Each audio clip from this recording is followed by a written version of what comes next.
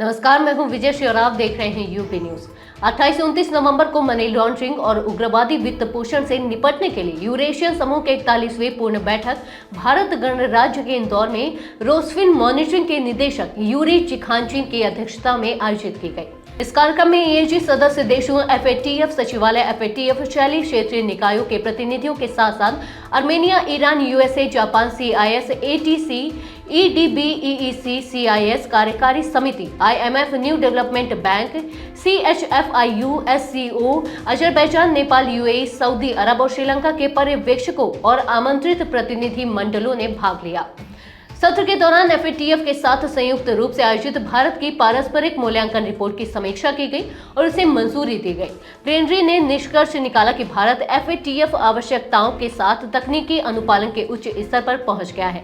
इसमें इसके एमएल और टीएफ जोखिम समझ, अंतर्राष्ट्रीय सहयोग, बुनियादी और लाभकारी स्वामित्व जानकारी तक पहुंच, वित्तीय खुफिया जानकारी का उपयोग और अपराधियों को उनकी संपत्ति से वंचित करना और काउंटर प्रोलिफरेशन फाइनेंसिंग उपाय शामिल है।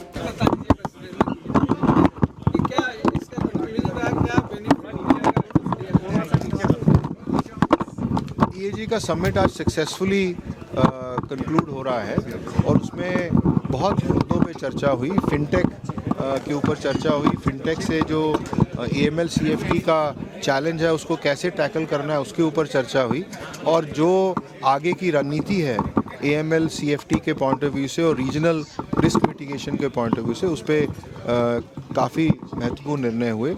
यूएई को ऑब्जर्वरशिप स्टेटस देने पे निर्णय हुआ और ये भी तय हुआ कि आगे चल के मीना फैटफ, जिसमें यूएई प्रोमिनेंट मेंबर है, और ईएजी मिलकर जॉइंट प्रोग्राम आयोजित करेंगे। सर, साइबर क्राइम वगैरह बढ़ रहा है काफ़ी ज़्यादा इंडिया में, इसमें कैसे बेनिफिट मिलेगा? इस जो फिनटेक की ग्रोथ है उसमें किस प्रकार से एएमएल सीएफटी के कंट्रोल्स लगने चाहिए उस पर विचार हुआ और उस पर एफएटीएफ का स्टैंडर्ड भी है।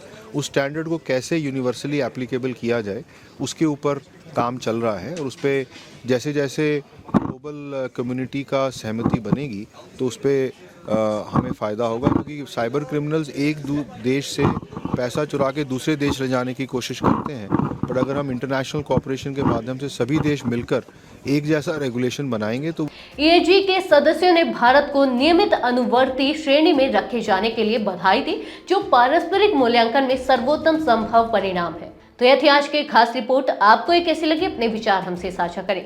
इस वीडियो को लाइक और शेयर करें, साथ ही चैनल को सब्सक्राइब करें। यूपी न्यूज आपके लिए लाता रहेगा देश विदेश से जुड़ी ऐसी ही तमाम खबरें। तब तक के लिए धन्यवाद।